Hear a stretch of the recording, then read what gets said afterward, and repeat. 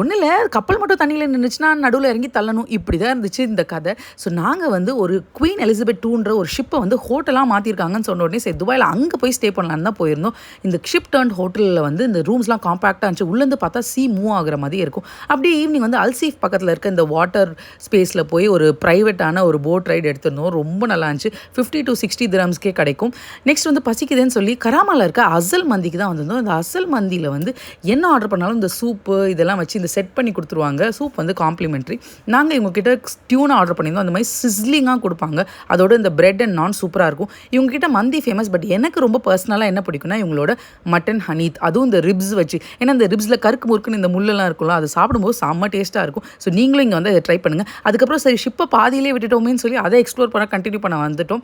உள்ள டெக்காக இருந்துச்சு. ஸோ அதெல்லாம் ஏறி சுற்றி பார்த்துட்டு அதுக்கப்புறம் சைடில் கேபின்ஸ்லாம் எப்படி இருக்குன்னு பார்த்தோம். ஸோ உங்களுக்கு இந்த மாதிரி ஒரு ஆப்ஷன் கிடச்சிச்சின்னா நீங்கள் இந்த ஷிப்பில் ஸ்டே பண்ணுவீங்களான்னு கமெண்ட் பண்ணுங்கள். மறக்காம சேனலுக்கு சப்ஸ்கிரைப் பண்ணுங்கள், ஃபாலோ பண்ணுங்கள். தேங்க்யூ.